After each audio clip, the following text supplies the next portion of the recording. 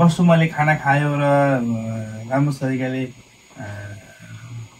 खाएर मिठो छ भनेर गयो भने चाहिँ त्योभन्दा सन्तुष्टि चाहिँ हामीलाई पैसा सेल भन्दा पनि तपाईँको त्योभन्दा सन्तुष्टि चाहिँ केही हुँदो रहेछ आफ्नो व्यवसाय भइसकेपछि। नमस्ते, मेरो नाम विकास जापानी हो। मैले नेपालीहरू जम एक्सप्लोर गर्नको लागि यो च्यानल बनाएँ। अब जापानको नागोयामा न्यू निर्वाणा भन्ने इन्डियन नेपाली रेस्टुरेन्ट छ। पोहोर साल मेरो साथीले खोल्नुभयो। ग्राहकहरूबाट राम्रो रेपुटेसन पाइरहेको जस्तो छ। जापानी ग्राहकहरू पनि नेपाली ग्राहकहरू पनि आइरहेका छन्।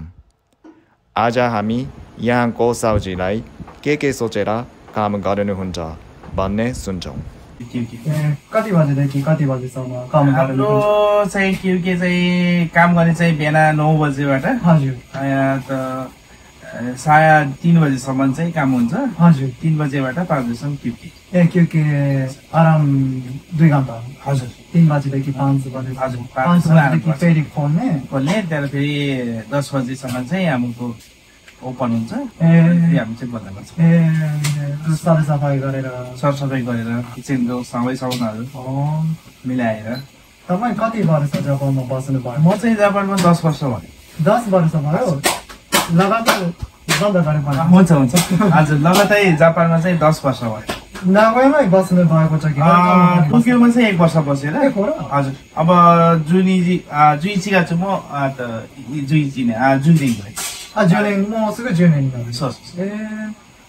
भनेपछि तपाईँ नागोया 9 वर्ष छ कि? 9 वर्ष हजुर। वर्षाले चाहिँ 10 वर्ष पुग्यो।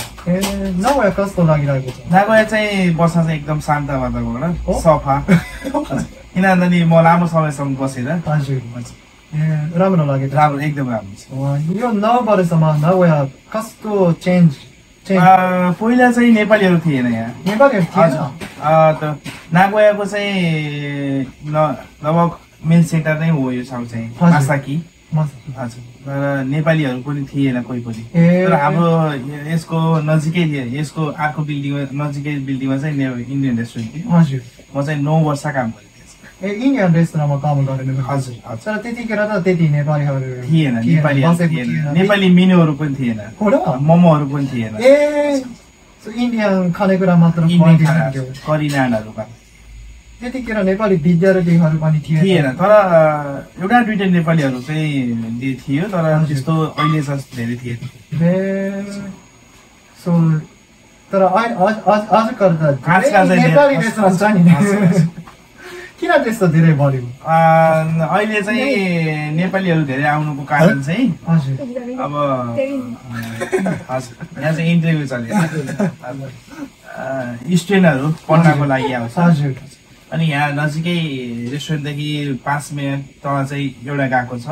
आशै गएको भन्ने। अनि यहाँदेखि 2-3 मिनट अगाडि चाहिँ आइची बिजनेस गएको एउटा। अनि सेमेङ गएको। अनि फेरि आर्म्स गएको छ एउटा। दुईटा गएको यता भयो। अनि यसको चाहिँ साइडमा चाहिँ तपाईँको होस्टेल छ बस्ने चाहिँ स्टुडेन्टहरू बस्ने होस्टेल छ। अनि त्यो भएर चाहिँ नेपालीहरू प्रायः हाम्रोकोमा 90% चाहिँ नेपाली नै हुन्छ। हजुर पहिला चाहिँ मैले काम गर्दाखेरि 5 वर्ष जति काम गर्दाखेरि नेपालीहरू मैले देखेको थिएन। कहिले नेपाली गयो भने चाहिँ हो हजुर भनेर एकदम खुसी लाग्थ्यो। अहिले चाहिँ यस्तो छ अब नेपालीहरू आउँदाखेरि चाहिँ नेपालतिरको याद चाहिँ आउँदैन। आफ्नै भाइ बहिनीहरू उनीहरूले खाना मन लागेको चिजहरू पनि अब मेनुमा नभएको चिजहरू पनि हामीले बनाएर दिन्छौँ। उनीहरू चाहिँ यस्तो खाना मन लाग्छ भन्यो भने चाहिँ जे पनि बनाएर दिन्छ। नेपालको चाहिँ याद मेटाउने तरिकाले त्यो यहाँको राम्रो पोइन्ट हो। नेपालीहरूलाई मिलाएर जापानीहरू पनि तपाईँको म यसमा चाहिँ लगभग 10 वर्षपछि बस्दाखेरि केही नगए यहीँ नजिकै बसेँ। 10 वर्ष पहिला खुवाएको कस्टमरहरू पनि छ मेरो चाहिँ। 10 वर्ष अगाडिदेखि आइरहेको छ। हजुर 10 वर्ष अघिबाट चिनेको कस्टमर छ यो एरियामा बस्दाखेरि। कहिले कहिले म पैताल हिँडेर गयो भने पनि जापानिजहरूले चाहिँ मलाई बोलाएको हुन्छ सबै चिनेको छ यो एरियामा चाहिँ व्यवसाय गर्नको लागि धेरै सजिलो हुँदो रहेछ सजिलो व्यवसाय गर्यो भने चाहिँ अरूकोमा काम गर्नुभन्दा आफ्नोमा गर्यो भने चाहिँ कस्टमरै दिनमा एकजना कस्टमर आयो भने सन्तुष्टि चाहिँ मिल्छ त्यो एकजना कस्टमरहरूलाई कसरी सन्तुष्ट हजुर लगाइदिन सक्छ भन्ने कस्टमरले खाना खायो र राम्रो तरिकाले खाएर मिठो छ भनेर गयो भने चाहिँ त्योभन्दा सन्तुष्टि चाहिँ हामीलाई पैसा सेल भन्दा पनि तपाईँको त्योभन्दा सन्तुष्टि चाहिँ केही हुँदो रहेछ आफ्नो व्यवसाय भइसकेपछि अब तपाईँको हाम्रो मेनुमा नभएको कुराहरू मेरो साथीहरू जापानिज साथीहरूले चाहिँ यो खाना मन लाग्छ भनेपछि हाम्रो त जे पनि बनाएर दिन्छ आज पनि उहाँले बन्दाकोपी र चिजको नयाँ नाम बनाइ हेरेर मलाई खुवाइदिनु भयो यो मेनुमा थप्नु पर्छ मिठो भयो इन्डियन खानाहरू चाहिँ के खाने भन्दाखेरि चाहिँ मलाई यो खाना मन लागेको थियो भने चाहिँ त्यो खाना बनाएर दिन सक्छ तपाईँ त्यसरी अरू रेस्टुरेन्टको यो भिन्नता बनाउन खोजिरहेको छ होइन हजुर लाइक तपाईँ अघि भने जस्तो अहिले त धेरै नेपाली रेस्टुरेन्ट छ बाहिरभन्दा धेरै बढियो अब कसरी अरू रेस्टुरेन्ट भन्दा के अरे फरक तरिकाले हजुर चलाउन सकिन्छ भन्ने हजुर अब अरूको भन्दा भिन्न तरिकाले गरौँ भन्दा 1-2 महिना मात्रै नभएर लामो समयसम्म गर्नको लागि चाहिँ अलिकति सोचेरै काम गर्नुपर्छ चाहिँ कस्टमरलाई चाहिँ आफूले पैसाको लागि दिँदा मनबाट खाना बनायो भने चाहिँ एकदम मन पारेको हुन्छ धेरै गाजाहरू हुन्छ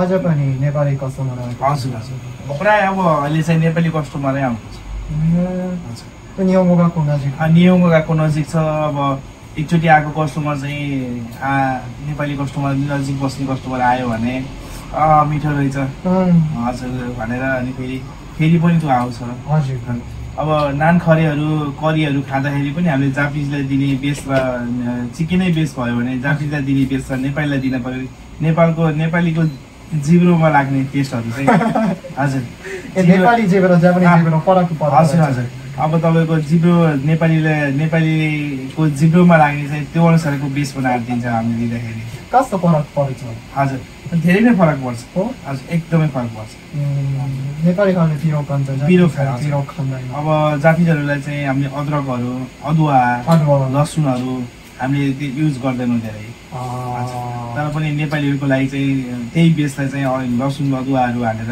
फ्रेस टमाटरहरू हालेर नेपालीहरू त्यस्तो टेस्टलाई मन पराउँछ हजुर त्यस्तो चाहिँ मन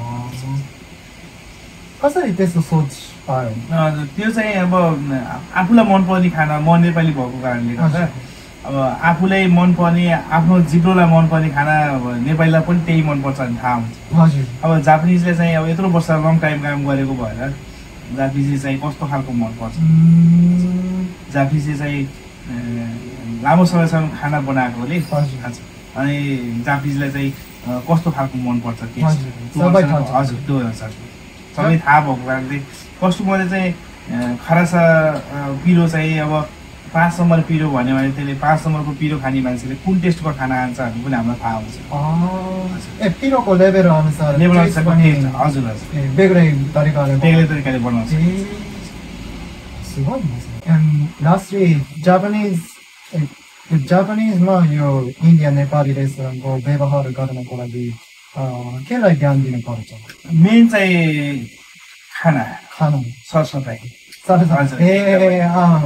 जापानिजहरूलाई गर्नको लागि अनि मेन चाहिँ भनेको खानै हुन्छ जापानिजहरू हाम्रो यति साह्रो रेस्टुरेन्टमा चाहिँ कस्टमर आयो भने म चाहिँ घुमिने सरी मोसाई भन्दा सानो भयो ढिला भयो भन्दा पनि कस्टमरले के भन्छ भन्दा खाना बस्नको लागि राम्रो बनाएर खानाको लागि चाहिँ मेन मिठो छ खाना त्यो चाहिँ यहाँको महत्त्वपूर्ण रहेछ सबभन्दा महत्त्वपूर्ण खाना अनि त्यसपछि लाइक सर्भिस हजुर अनि मेन चाहिँ कस्टमरसँग बोल्ने तरिकाहरू धेरै बोल्नुहुन्छ धेरै प्रत्येक कस्टमरसँग हजुर त्यो मलाई अचम्म लाग्यो हजुर बिजी भएर म खानाभित्र बनाएर बिजी भयो भने पनि म कस्टमरसँग खाना गइसकेपछि गएर उसँग चाहिँ कस्तो लाग्यो के लाग्यो हजुर प्रत्येक कस्टमरसँग म कुरा गरेर पिरो कस्तो लाग्यो खाना कस्तो लाग्यो काम गर्नुहुन्छ हजुर फेरि आउनुहोस् त्यस्तो के अरे सेफ त मैले देखेको छैन अरू पसलमा म गएको तर देखेको त छैन खाना बनाएर मात्रै पनि हुँदैन खाना बनाइसकेपछि कस्टमरले खायो खाएर कति छोडेर गएछ त्यो पनि आफूले चाहिँ ख्याल गर्नु पर्यो हजुर पोलाइट मान्छेमा पोलाइट चाहिँ एकदमै राम्रो त्यही भएर यहाँको कस्टमरहरूलाई यहाँ मन परेर यहाँ हजुर यहाँनिर लोकप्रिय भएको छ तर एकचोटि आयो भने कस्टमर हाम्रोमा आउँछ हजुर एकैचोटि आएर यहाँ खायो भने फेरि पनि कस्टमर चाहिँ आएको निश्चित छ तपाईँको हाम्रोकोमा 2 हप्ताको लागि नगई आएको मान्छे खानाको लागि बस्नको लागि आएको मान्छे प्रायः कस्टमर आएर खाएर जाँदाखेरि पनि हाम्रो क्युके टाइममा बन्द भएको बेलामा म चाहिँ आज टोकियो जाँदैछु बिहान आएर खाएर गएर फेरि पनि म टोकियो जाने बेलामा चाहिँ म चाहिँ जान्छु अब चाहिँ म आउन दिनँ म टोकियो हुन्छु खाना चाहिँ मिठो छ भनेर गफ चाहिँ यहाँको खानालाई मन पराएर अनि तपाईँलाई मन पराएर फेरि आउनु भयो आज मैले बुझेँ फाइदा त परिणाम हो उद्देश्य होइन अगाडिको ग्राहकलाई खुसी लगाइदिन खोज्दै पैसा बढ्छ भन्ने पछि थाहा पाउन सक्छ यहाँको दाइले मलाई भन्नुभयो ग्राहकको खुसी मेरो खुसी नै हुन्छ मलाई पनि एकदम सही लाग्छ आजको भिडियो यति नै हो अन्तिमसम्म हेरिदिनु भएकोमा धेरै धन्यवाद सँगसँगै न्यू निर्वाणाको दाइलाई म ठुलो धन्यवाद दिन चाहन्छु सबैजना लाइक सब्सक्राइब गर्न नबिर्सनुहोला फेरि भेटौँला